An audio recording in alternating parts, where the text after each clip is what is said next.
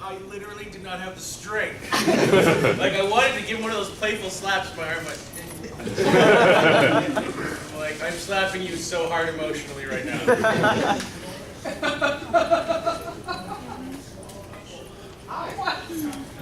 You just walked in and Hi. Oh, hi. No, my friend walked in there. Where did he go? disappeared. We literally held the seat for you, Zach. Zach, we have a seat for you. We literally held the seat for you. Get up your knees and I swear to God.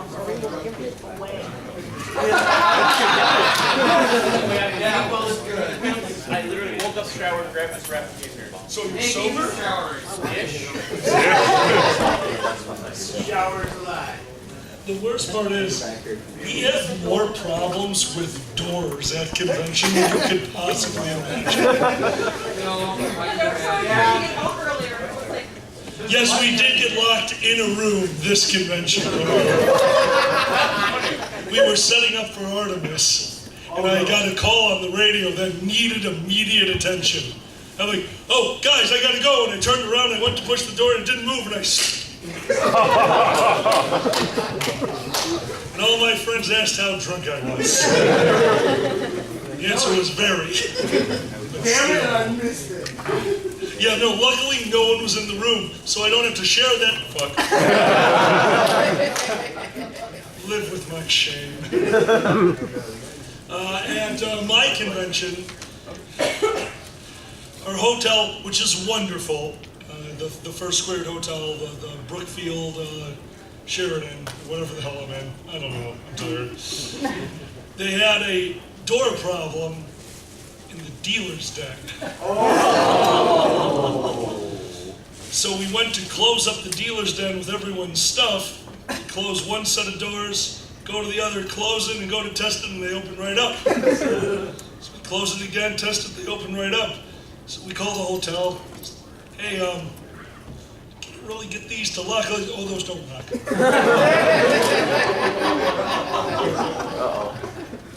Oh. Can we make them lock?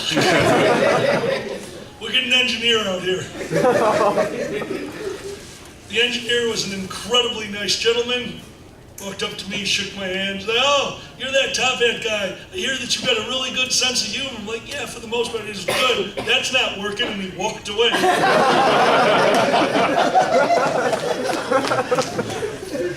had to laugh.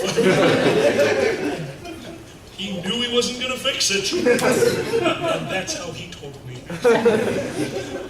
So we brainstormed and said, all right, what do we have? We have 2 doors with push bars. I remember seeing old horror movies. How do you close 2 doors with push bars? So we went and got a bike chain. And locked it. After the convention, I got a call on my cell phone. They all had it. I knew it wouldn't be that much of a problem, but I get a call. It's like, excuse me, you left your chain on the door, and it's locked, and we don't know the combination. Like, oh, no problem. What's your engineer's phone number? I'll text it to him. He has from me one message that I hope his wife found. 6969.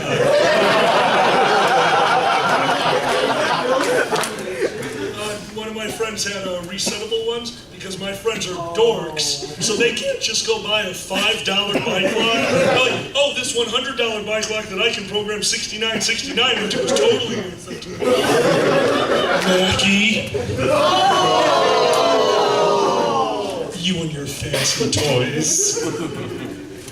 Like, oh, cool, we have some new laptops for Artemis. He's like, I have new touchscreens for Artemis. Like, well, I'm small now. Thank you for everything. Those touchscreens are awesome. Yes, thank you for that. For those of you who did not get a chance to play, we had Artemis set up here yesterday. First Square donated for a day to the con. And I watched most of you fly into a black hole, which was nice. And for once, that wasn't innuendo. So. It is your life. So thank you for that. Pandez, you're also a convention chairman. Now, we actually have invited a few convention chairmen here, but as everyone knows, if you're a chairman at one con, you're probably working all the others. So we're all a little busy. They might pop in as we go. Bandez, was there ever a time at a convention that you looked around and thought, yeah, this is my life now? And thought those dark, dark thoughts that all convention chairmen think? Tell us a story, Bandez. What's the story? Okay.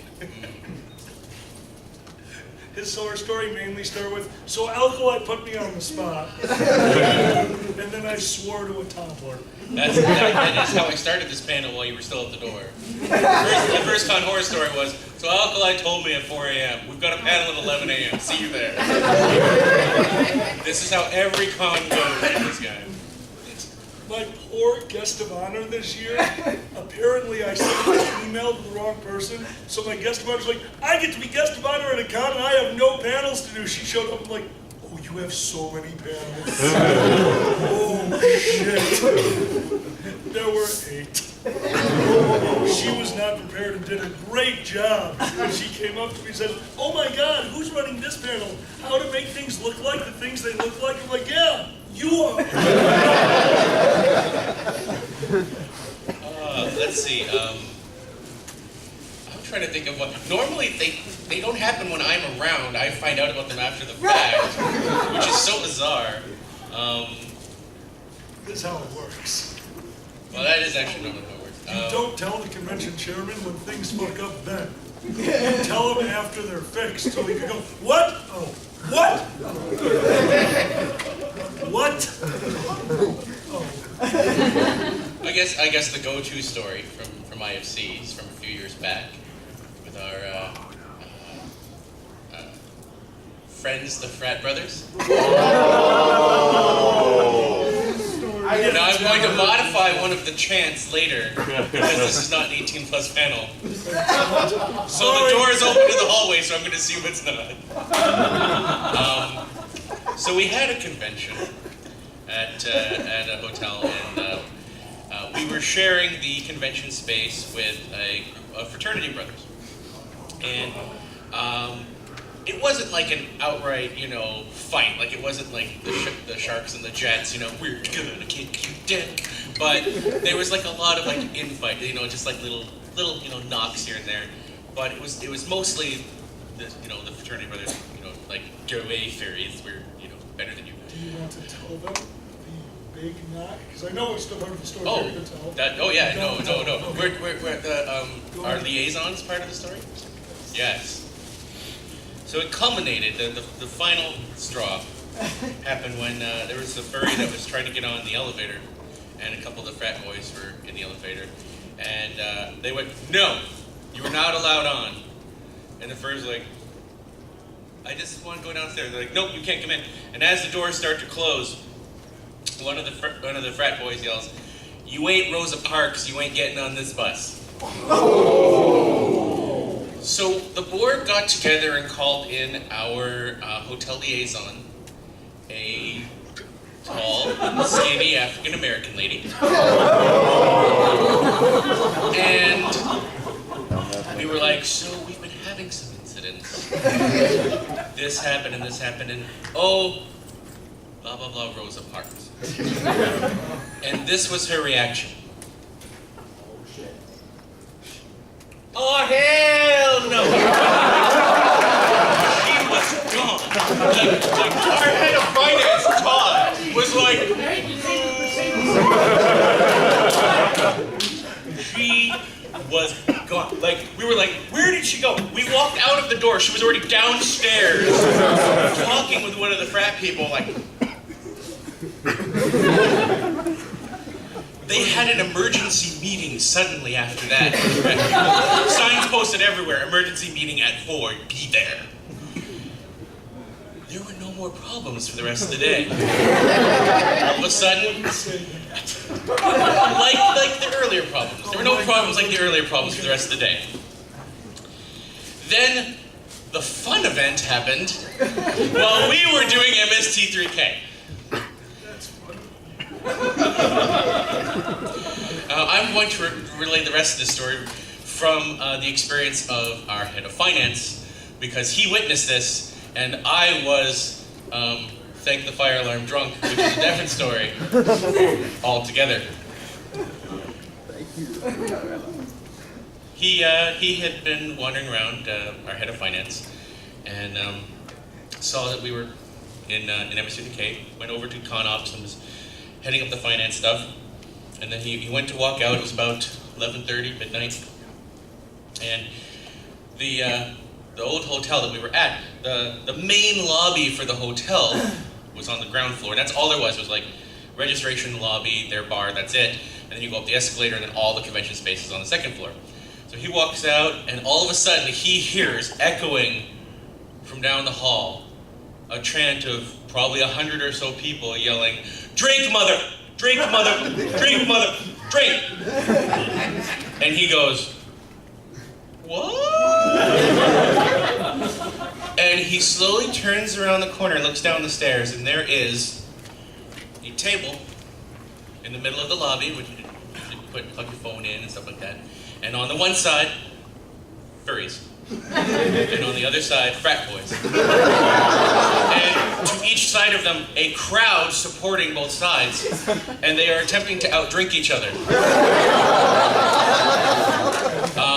There's a lot of facets to this story that the security, the door side could get into, which I will not. But essentially, it boiled down to our head of security looked down at the front desk and went, and they went, like we found out later, they were like, "Nah, they're getting along for the first time since they got here. Just let them drink." But literally, like, there had to have been at least 100 furs. And should I tell them that video exists? Oops. There's a video on YouTube. You can look it up. Don't look it up now. This is a panel, damn it. You and your smartphones, you kids. Sorry, that was my Kage moment. But there is actual video of the frat boys and furries drinking off. But apparently, it started where like the furs had taken their heads off because they were in suit in order to drink. And the frat boys picked it up and put it on. Oh. And they were trying to, like, this is weird, but it's kind of cool. Yeah! But apparently this went on till 3 a.m. They tried to stop it at 3 a.m. and they said it was like trying to stop a wave from spilling onto a beach. They would walk and break it up over here and would start over here. And it was just like this Scooby-Doo-esque thing. You're running in one door and they're coming out another one. How did you get across? The best part, I think, was the frat boys and the furries were at the table. You know, they've got big glasses of beer and look at me, I'm drinking. Look at me, I'm drinking. And Kage comes up with his IFC wine glass with an entire bottle of wine inside of it, because that's how we do things at IFC. Yes. And he goes, "Amateurs." Empty. And just walks away. I think that's yeah. That's our And the furries won, of course, right? What's the title? What? What's the title on YouTube for that video? Indie FurCon 2012 Frat Party with Furries. Indie FurCon 2012 Frat Party with Furries. So later after the panel, look it up. It's terrible. You know what the weird thing is? We work a lot of conventions, but all of our convention horror stories come from IFC.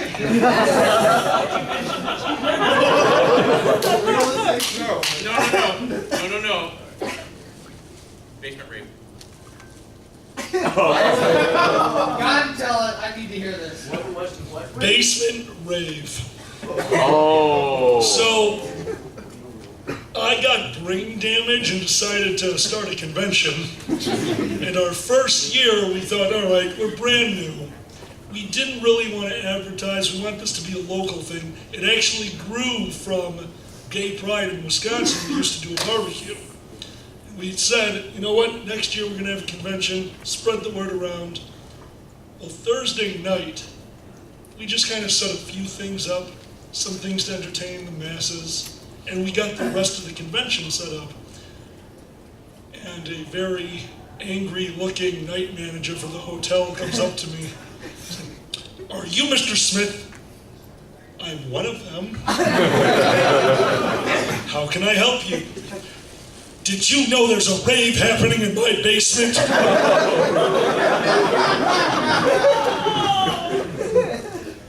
What? This is a good first problem to have. I'll go take a look. So I went downstairs, and apparently, not only had people shown up to a first-time convention on Thursday night, they went downstairs, played Artemis, and started drinking, and while waiting for their next turn, decided, dude, the sound in this hallway won't travel upstairs. Let's party.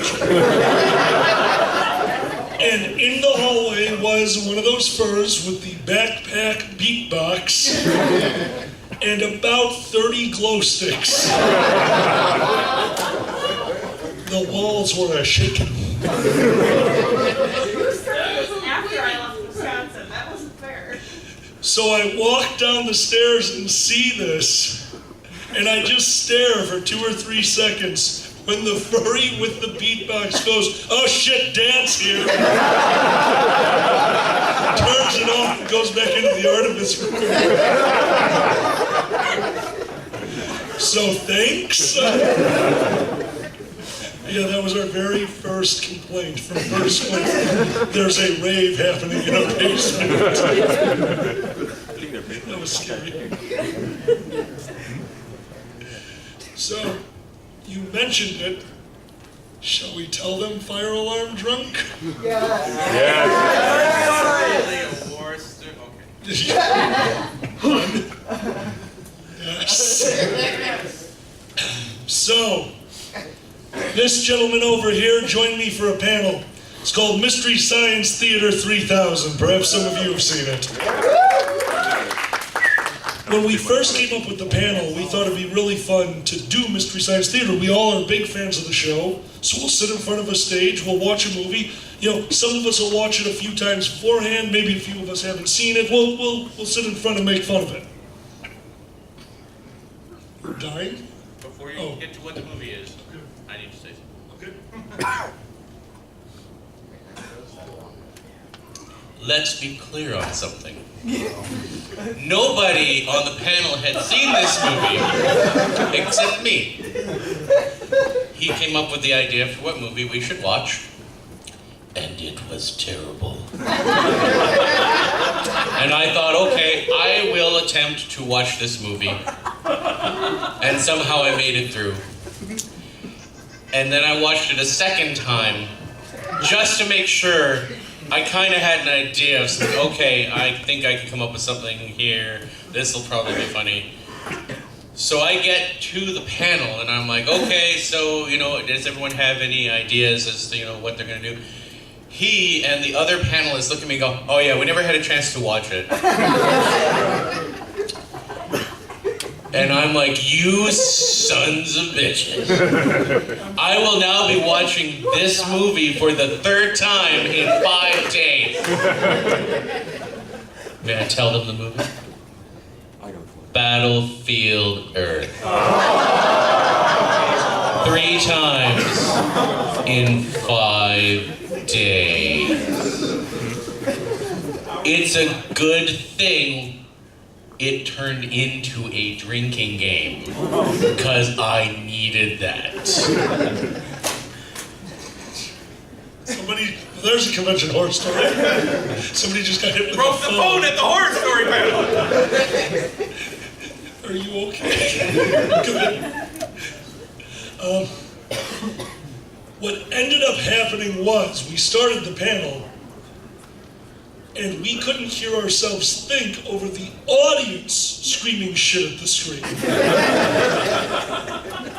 And we realized, you know what? We do a lot for these conventions. That's right, fuckers, you entertain us. PG-13. PG-13. PG-13. You get one. I do? That's your one.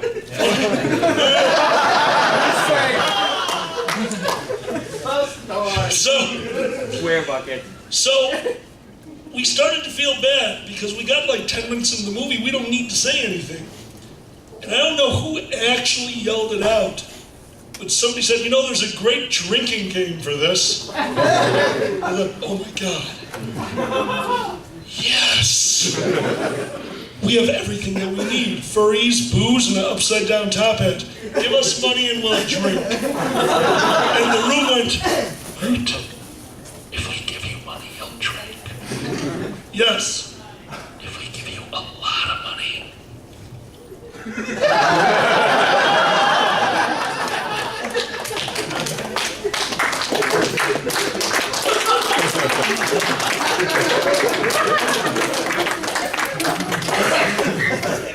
I got some of something and not enough of the other. Alkali, what's the glass? Also, you drink sugar water. It's hazelnut coffee with extra cream and sugar. Alkali, what is in the glass this morning? I can't speak, so this is mostly herbs. Yeah. Herbs. So the next question that was asked is, if we give you a lot of money, will you drink a lot? Yes. And then we had a pile. Now, we didn't come up with the idea of actually paying for rules for a little while. But then when things started to go downhill, we're like, we need to organize this. Okay, if you put money in that, you get to make a rule. And people started making rules. 20 would get you a really nasty rule. For $1, we'd take a shot, whatever. And somebody came up with the rule for, I think it was $40. Every time there's a center screen wipe, take a drink.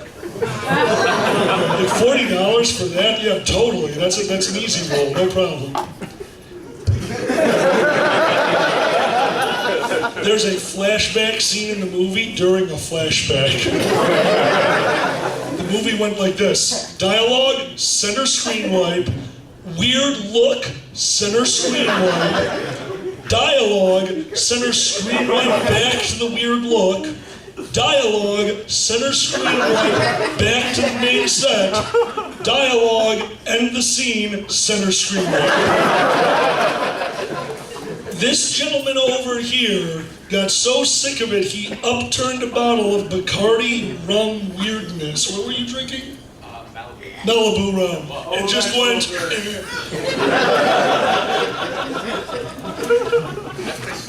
Yes, yes. I do not remember what we finished that night. All I know is I had a lot of empty bottles to take home with me. What did you drink? Throughout the course of that movie, I had polished off an entire bottle of Malibu, and about partway through, I realized I'm out. I completely went out. So I look over to my good buddy Roxas, who is beside me, and I'm obviously sloshed. And I go, Roxas, Panda Bear, I'm out of booze. And I have some of your vanilla vodka, please. And my good friend Roxas, knowing that I'm obviously sloshed and it's only halfway through the movie, does the responsible furry thing. Chunk, drink away, Dez! I had an entire bottle of Malibu and a half a bottle of vanilla vodka. Never again, right? So, the movie ended. Thank God. The movie mercifully ended, and we took a look around the room. Now, Roxas was drunk. Pandez was sitting, but I don't think he had a chair. We knew something was wrong. Now, when you run cons, you learn a few things. If the world is about to end, if everything is about to go wrong, close the door. So we asked everybody politely, thank you very much for being at the panel, we'll announce the number tomorrow, get out. And we cleared the room except for people on the board of directors, a few staff, people that were helping us run the panel. And decided, all right, guys, we gotta get this guy back to his room. We grabbed him by the arm and stood him up. And he said, wait a minute. Chair? Chair? You support me?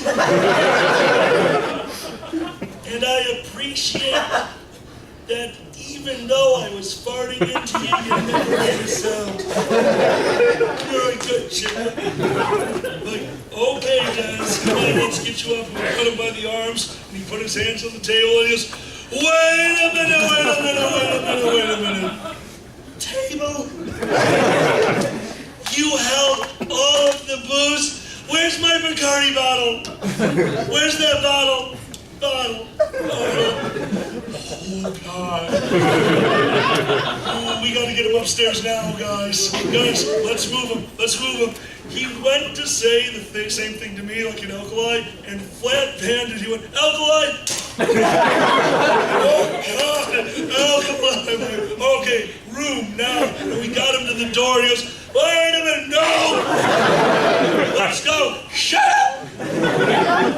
It's in my culture, I'm committed. And he started petting the door. Door, you keep the riff-raff out. And he looked over to Roxas and you bring it in. Like, okay, Desiree, the door frame didn't get love, we don't care. We get him down the hallway and he is telling every single person that we walk past that he loves them. Thank you for being at the con, I love you. Thank you for being at the con, I love you. Thank you for being at the con, I love you. Frat boys. Oh yes. This was everyone. Everyone I ran into was a supporter of the con.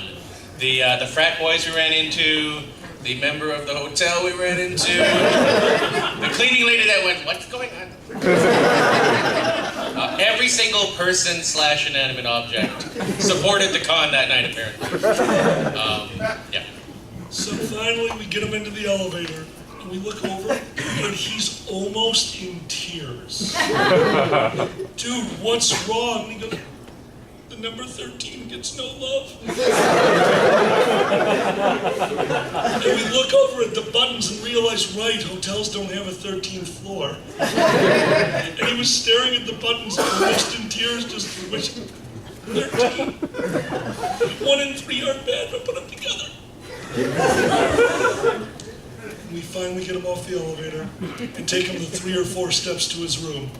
And he shoved 3 people away with what I can only describe as a Super Saiyan movement. Just wait a minute. And turns towards the fire alarm. And before any of us can do anything at all, he reaches out and puts the palm of his hand on the fire alarm. Fire alarm! And he looks over at us. No board member can ever be that drunk. And pulled his hand away and went to bed. And that's the fire alarm drunk story.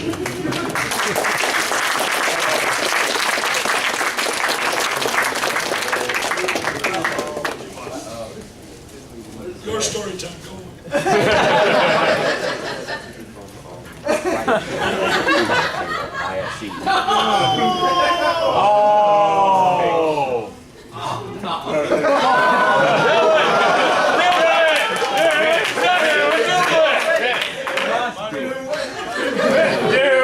He needs to be fire alarm drunk. I thought this was supposed to be a PG-13 man. Oh, hold on. Alkali's involved, that automatically negates the rating. Past that a long time ago. Oh!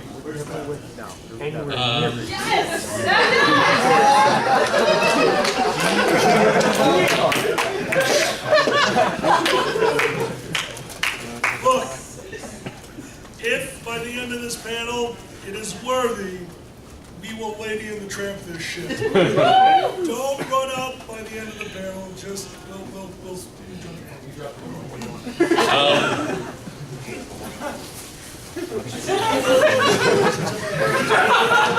So, it was 2 years ago, so we can tell it, right? Fourth floor?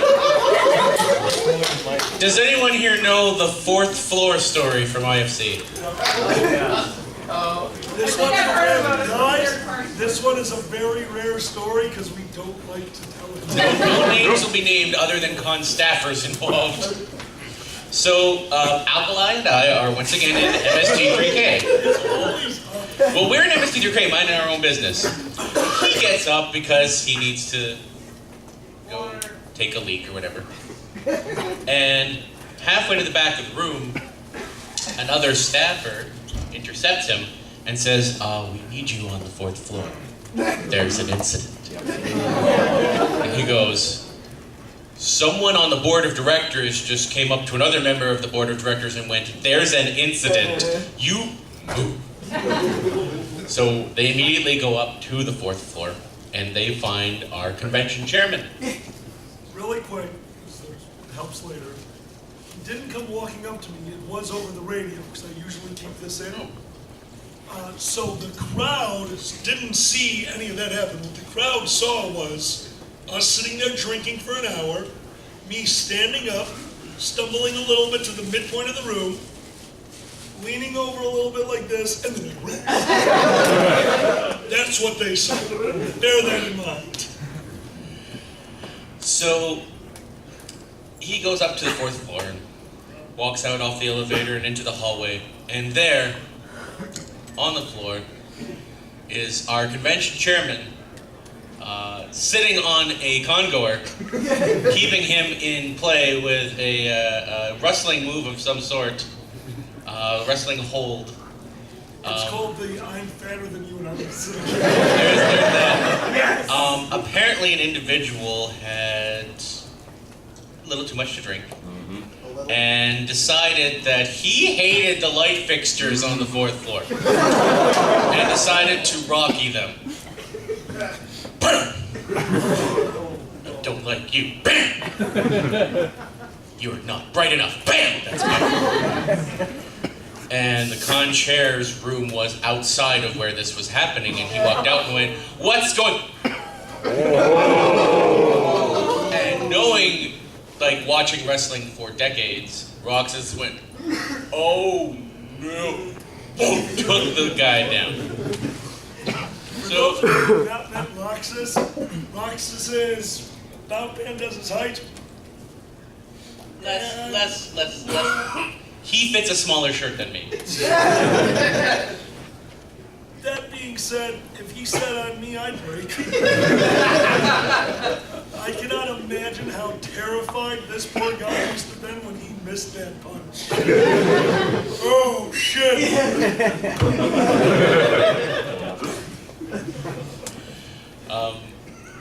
So he is up there dealing with those things, and eventually an ambulance is called and the person is taken off for observation for maybe a little too drunk, and all the board members are summoned to the room to be informed of what happened. And we're all in the room, we're like, what's going on? And Roxas is very upset. He's like, I tackled a congoer. The repercussions of this will echo throughout Twitter. And the hotel liaison comes in and is talking to us. She's like, oh, I heard there was, a minor incident on the floor. We're like, yeah, this is what happened. She's like, well, at least your con ops room has a lovely new water feature. And we're all looking at each other. Yes, the water feature is what? She goes, oh yeah, while that was happening, something happened in your con ops room. And we went, oh, that's where the laptops and money is. No. Boom. So we run, after being exhausted from dealing with that, we run to con ops and we see waterfall. We're like, this was not something we asked for in our contract. We said a water station with cups. not free flowing. They said, yes, somebody on the 7th?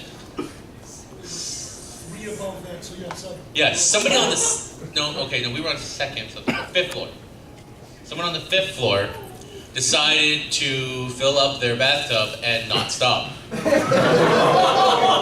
it just decided to go through the 5th to the 4th to the 3rd to our con ops room. And we're like,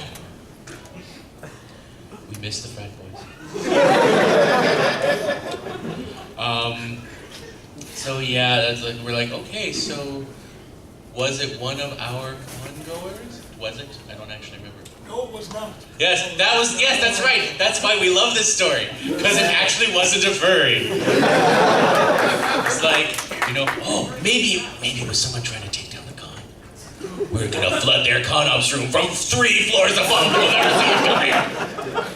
But no, yes, it was not a furry, which makes that a story I don't mind telling. That's why I remember. Right. Well, the part that kills me about all that is now that you're in it, okay, I had to go upstairs and deal with this. When I was done there, I had to go into a board meeting. When I was done there, I had to deal with our new water feature. So I wasn't seen the rest of the night. Remember the last thing a bunch of furries saw me do? Stand up, stumble, stop, run. We had an incident on the 4th floor. What do you think they did with that gentleman? Do you think he was sober enough to go back to his room, or did they call an ambulance? The furries left MSD3K, which I ran out of, saw the ambulance, and assumed I had poisoned myself with alcohol. George! The next day at the con, so many people came up to like, I am so sorry, you okay? Trust me, we'll never donate that much again. I'm fine, give me money. I'll never forget, I was so confused as to why. It seriously took us sitting down as a board to figure out why that was a thing. We're like, oh my God, running, ambulance, you fat drunk motherfucker, it makes sense! 15 minutes, okay, we got 2 more. So sorry, guys. Why are you sorry? That's my line. That's his line. Sorry, you're not pronouncing it right. Sorry. Well, What's another good one? Well, what we told it at Lincoln, just like last night at 300. There's the oatmeal. Here was at Dragon Show and heard the oatmeal story. okay, so hold on, some of you heard that. Who knows what this is? The butter. Oh, the butter. Oh, good! Some of you do not know of the butter situation. Butter situation. No. Okay, good. There Somewhat worried are now. a select number of people that wear these buttons. It's called the butter situation. We had them made after the incident. It was one of those. We were in a meeting with this hotel. It's an MFF story. And at the end of the meeting, the liaison very seriously and very sternly goes, now before we adjourn, there's something we need to talk about. We received this in the mail not 2 days ago, and we would like you guys to handle it with us. And slid a piece of paper across the table. Oh, shit. If a furry knows how to use normal mail, we're in a lot of trouble.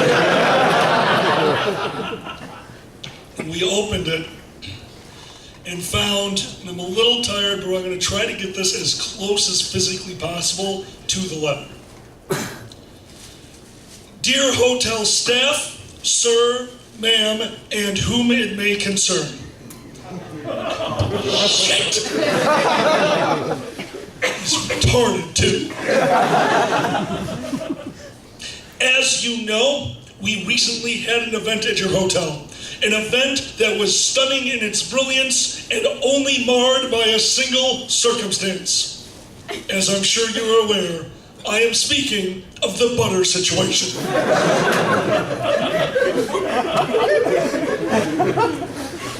For when I went to my breakfast, which I paid more for than any other attendee, as I am what is known as a shiny sponsor! Exclamation point. Underlined. Bold. Oh boy.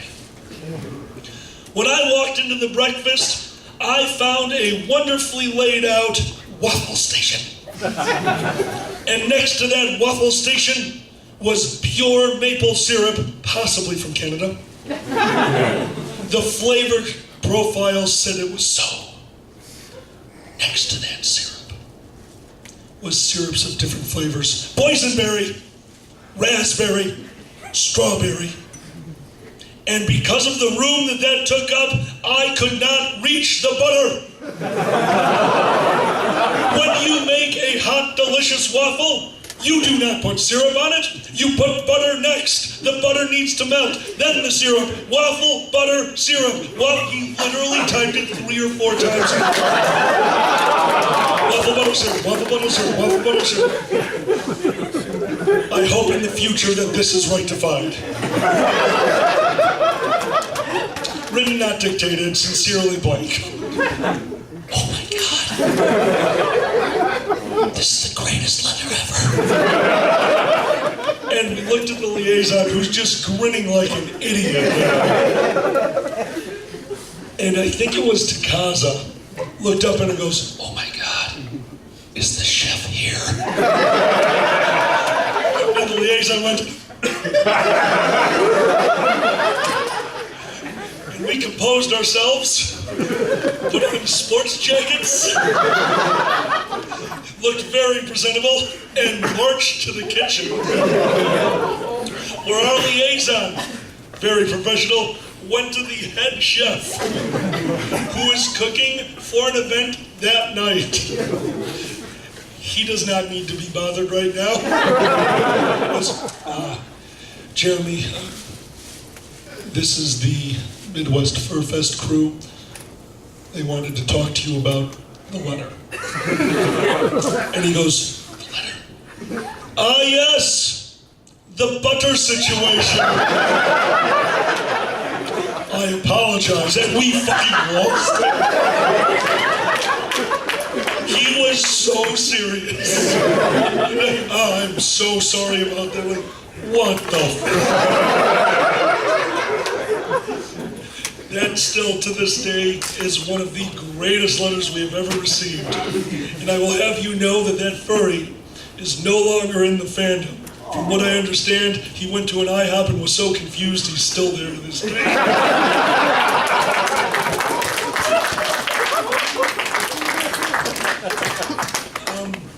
All right, since we're on the topic of letters, I'm going to tell you a really quick one. Don't write things like that, guys. We just make fun of it. So here's an example of another letter you do not want to send to a convention, and this is real. Yes. It's been 2 years. The rule is we will not tell a story if it's weird until 2 years after it happens. 2 years ago, I got a letter. As you know, the world we live in is no longer safe, and I hereby say, it was signed by a colonel. I hereby declare that at this point I shall be taking over your security measures. Here's the following things that I need. I will need 4 high-powered assault rifles modified to fire non-lethal shots. I will need 4 handguns modified to fire and the letter goes on like this. And we're like, what the fuck? It was a furry who had decided that conventions weren't safe anymore, and I guess he sent this to a bunch of them. And so a bunch of us got together on the phone, we're like, guys, did you get this too? Yeah, want to invite him over? I have to meet this guy. Because if he doesn't show up in a Hummer with a fucking cannon on the top, he's not worthy. But he literally tried to tell us that we needed real security and needed to purchase for him high-powered weaponry so he could fire slug shots out of it to incapacitate furs if they got rambunctious. He's banned from a lot of conventions. A lot of conventions. This is the shit we deal with. So we have time for one more. Des, what would you like the last story to be? Do you have a preference? I don't. You don't? The hot tub. There's been more than one. There's been more than one. Yeah, if you ever start a hotel, ask, do you have hot tubs in any of the rooms? If they say yes, find a different hotel. If it's a hot tub in the room, that's fine. If it's a hot tub out in the lobby. No. I just realized what story you wanted me to tell. Also, going back to the original FCN hotel, don't have the pool in the lobby. The fursuiters don't really like that. It was a tad humid. I love that hotel, but oh my god, the humid. Like, the fursuiters were just like, it's like 50% water in the air. It was a nice hotel. It was fun. Yeah. That's the only I understand. All right. Last story. Not a furry convention. I owned for a very long time with a very good friend of mine a campsite. This campsite was originally a trailer park. When we bought it, the people selling it were very motivated because they were high as kites. It made it very easy to purchase this place. But what it came down to is running a campsite is incredibly expensive, not just for camping, but for events like we were trying to throw. So we needed to start figuring out ways to get a little bit more money flowing in. So we thought, hey, this is DeKalb. We're right near a college. I bet you if we made this a music venue. So that's what we did. We tried a few times to allow our campsite to be changed into a large music style thing. No. The first incident was when we had a gentleman, you may have met him last night, Bill. He makes those weapons. He was at the Dragon Show. He's a very large gentleman. He was running basically the equivalency of registration. A couple walked in. They were about 21 years old. They walked right up to Bill, and the guy said, we don't have enough money to get in, but we can pay you in this, and she flashed him. And he go, mine are better, and flashed her back.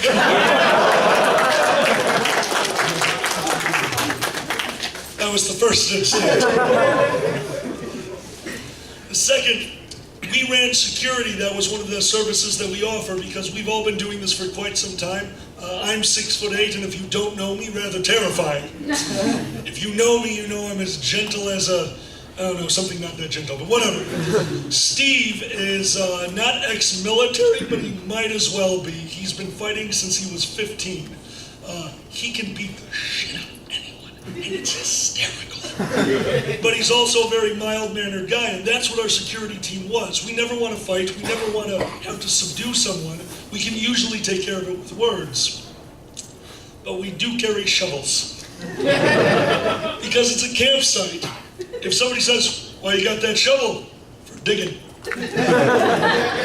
Campsites need digging.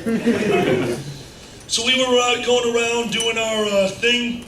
We had a ATV that was fairly damaged. It couldn't get more than 20 miles an hour, but we used it to cart things around. We get to one of the forest areas, and from inside, there's a lot of noise and a lot of fire. So we go in, they have a bonfire going of 4 of our picnic tables. We stand there and have a discussion. They did not like the discussion. While we were there, 2 teenagers, 16 years old, were obviously trying to sneak past us.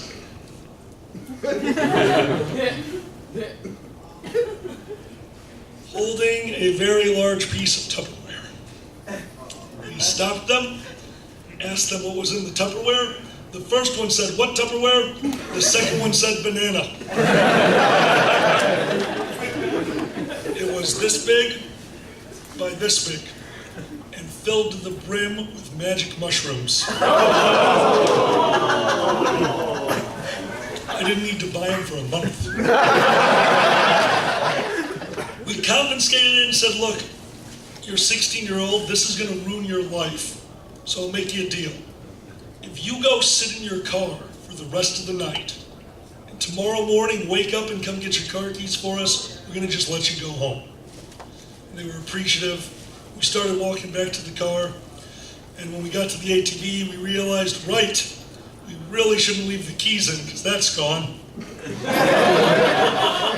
Okay, we'll deal with that later. So we put out the call, the ATV's missing, we get these kids to the car. We get a call over the radio like, we found the ATV. Where is it? Hey Dan, it's me, Dan. You know the shed that you store all of the old fireworks in? Yes. Were you storing any fireworks in there? Yes. Not no more. But we got the ATV back. Also, all the toilet paper's gone. The ATV was parked outside of the shed. The bolt cutters were missing. The lock was cut, and all my fireworks. We do a pyrotechnic show once a year. We usually spend about $5,000. We usually blow off about $4,000 of that. So there was about $1,000 worth of old fireworks in that shed. And all the toilet paper was missing. We go the rest of the night. It is now very, very late at night. About an hour before the sun set, we were informed that a canoe was missing. We're getting concerned. People are raving and the music has stopped. Tents are rocking. One was literally rolling. We watched it. And then the lake exploded. They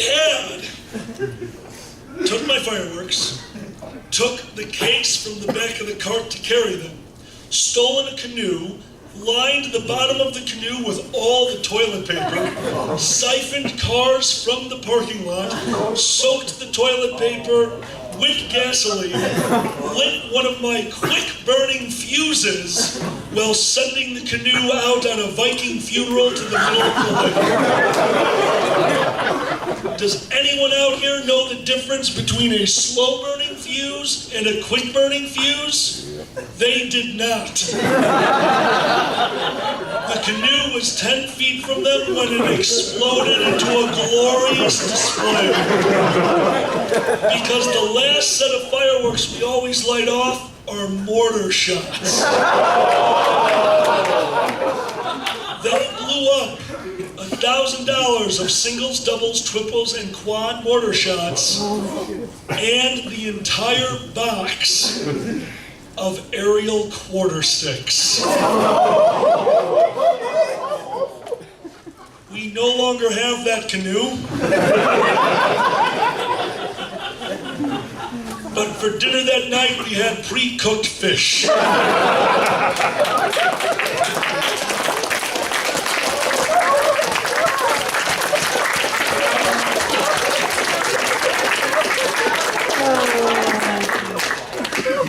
Guys, we are 1 minute over. What do you say? I don't think that's enough, so I don't think we have to do this. Wait a minute. Come on, guys. No. Wait a minute. Wait a minute. Hey, you can't offer it. No. We're not your lady in the trumpet. That doesn't mean we won't do something for you. You guys did give us money, and we are fat. Des, more or less whipped cream? More. Ladies and gentlemen, when you talk as much as we do, you find out you have big mouths. So to end the show, here's to you, here's to me, forever friends we will be, and if we ever disagree,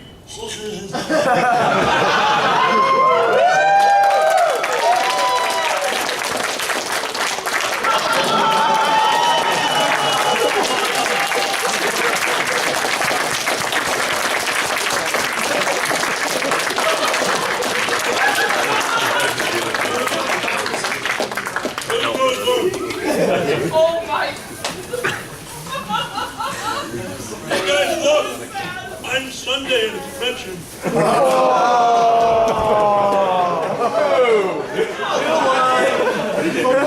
You lied!